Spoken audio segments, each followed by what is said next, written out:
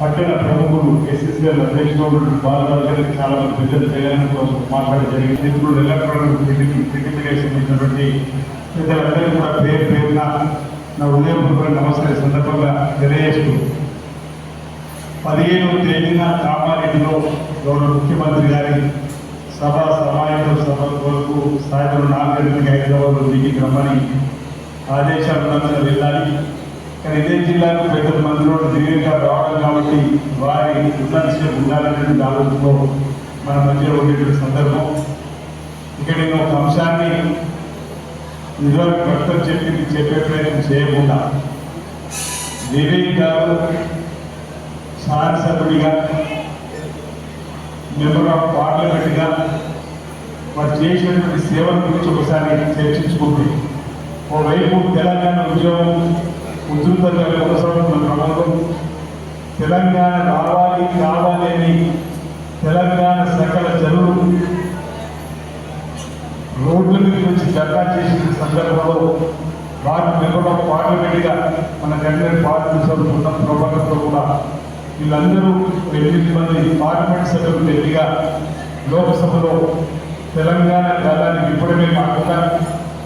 మరో అడుగు ముందు వివేక్ గారు వారు ఉన్నటువంటి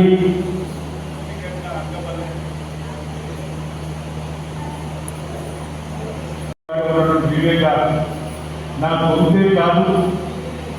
తెలంగాణ వ్యాప్తంగా ఉన్నటువంటి ఉద్యమాన్ని మరింత ముందుకు తీసుకుపోయడంలో వెలుగు పత్రికను తీసుకొని వచ్చి B6 అనేటువంటి టీవీని కూడా తీసుకొని వచ్చి తెలంగాణ ప్రాంత ప్రజలకు ముందుకై తెలంగాణ ప్రాంత ప్రజల పక్షాన్ని నిలబడినటువంటి ఆ పత్రికలు కూడా టీవీ కూడా తెలంగాణ ఉద్యమానికి ఎంతో ఊపించినటువంటి మాటలు సందర్భంగా చెప్పే ప్రయత్నం చేస్తూ ఈరోజు అధికంగా డబ్బు సంపాదించడం ముఖ్యం కాదు, ఆ డబ్బు ద్వారా సామాజిక న్యాయం చేయాలి, సామాజిక సేవ చేయాలి, సాంఘిక దురాచార రూపుమాపన చెప్పినట్టు ఒక లక్ష్యం రావడం ఒక గొప్పతనం. అలాంటిది ఈరోజు ఈ సమాజంలో జరుగుతున్న మంచి చెడులు కూడా ప్రజానికాన్ని తెలియజేసేటువంటి ఒక ఛానల్ ఏర్పాటు చేయడం, ఒక పత్రిక ద్వారా కూడా ఈ వ్యక్తిగత కార్యక్రమాలు అమలు చేయడం అనేది కూడా వారి కృషి జరిగిందనేది మనం చూసినాం. ఈరోజు కూడా ఇందిరమ్మ రాజ్యంలో జరుగుతున్నటువంటి చక్కటి సంక్షేమ కార్యక్రమాలు పేద ప్రజలకు అందజేయడంలో అపరిస్థితులు కానీ కానీ ప్రయత్నం చేస్తున్నప్పుడు కూడా మనం నేరుగా చూసుకున్న సందర్భాలు ఒకసారి గుర్తు చేసుకుంటాం. ఇంతకుముందే వెంకట స్వామి గారి గురించి కూడా అదే మనం చెప్పడం జరిగింది. నేను 1990లో జిల్లా పరిషత్ మెంబర్గా ఎక్కడ కాబట్టాను, నా వయసు 25 సంవత్సరాలు. వారితో పరిచయం ఏర్పడ్డాను.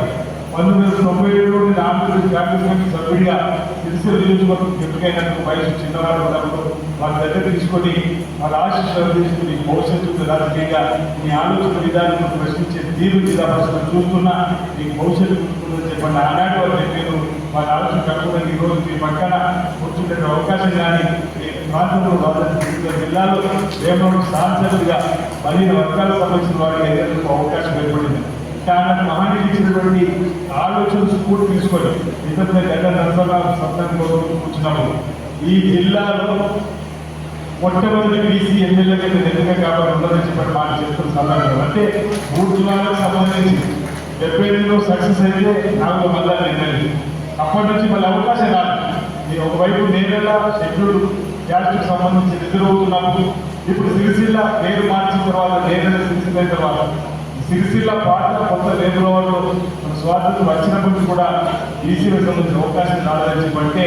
ఈరోజు వెంకట స్వామి నాయుడు రాజశేఖర్ నాయుడు నిర్మూర్తి గారు కానీ అనేక మంది మహనీయుల యొక్క ఆలోచనలు తీసుకొని ప్రజల మధ్య ఉండడం వల్ల మీలాంటి వారి సహకారం అందడం వల్ల ఇక్కడ ప్రజల తృప్తికై ఎస్సీ ఎస్టీ బీసీ మైనార్టీ వర్గాల పక్షాన్ని గెలవడం జరిగిందన్నమాట. దాన్ని కాపాడుకోవడానికి ప్రయత్నం చేస్తూ ప్రజల మధ్య ముందుకు పోతా ఉన్నాం. ఈరోజు మన సిరిసిల్ల జిల్లా కార్మిక క్షేత్రంగా వెలుగొందుతున్న సందర్భంలో కార్మిక శాఖ మార్చుకుంటూ వచ్చిండ్రు. మా కార్మికుల కండగా నిలబడండి, ఈ కార్మికుల సంక్షేమానికి ఈ శాఖ ద్వారా వీలైనటువంటి కార్యక్రమాలు అమలు చేయడంలో ప్రత్యేకమైనటువంటి చొరవ తీసుకొని ఈరోజు సకల జనుల ఆ సమ్మేళనంలో మీరు వచ్చిండ్రు. రేపు వచ్చేటప్పుడు కార్మికుల పక్షపాతిగా కార్మికులకు అండగా వచ్చేటువంటి అప్పుడు వాటికి సంబంధించి కానీ సిరిసిల్ల నేతాలకు సంబంధించిన సమస్యలు కానీ వాటిని పరిష్కారం చేసే క్రమంలో గౌరవ శాఖ సంబంధించిన వారి అనుభవం వెంకటస్వామి గారి ప్రాంతాల వారి వారి సేవ సహకరించింది కాబట్టి నేతన్నలకు మీ అండదండలు అందించేటువంటి కార్యక్రమాలు చేస్తూ మరో కార్యక్రమం చక్కటి కార్యక్రమం పాల్పంచుకున్న విధంగా రావాలని నేను నా వైపు నుంచి మిమ్మల్ని విజ్ఞప్తి చేస్తూ మీకు వేడుకుంటూ వాటికి సంబంధించిన కార్యక్రమం చేస్తామని చెప్పి మాట్లాడుతూ మరొకటి కూడా ఈరోజు మీ శాఖ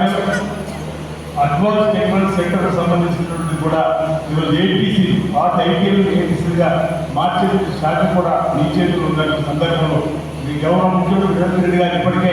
నా సొంత గ్రామం ఉదయంలో ఏటీసీ మంజూరు చేసింది దానికి ఫౌండేషన్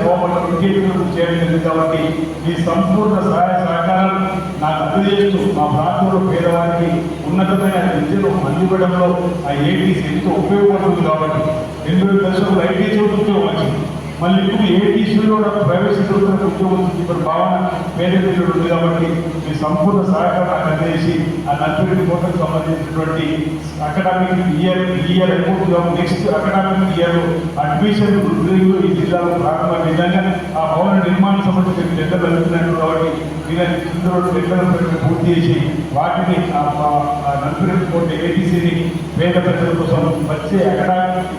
అకాడమిక్ ఇయర్ నుంచి ప్రారంభించే మీ సహకారాన్ని మాకు అందివ్వాల్సింది ఈ సందర్భం కోరుతూ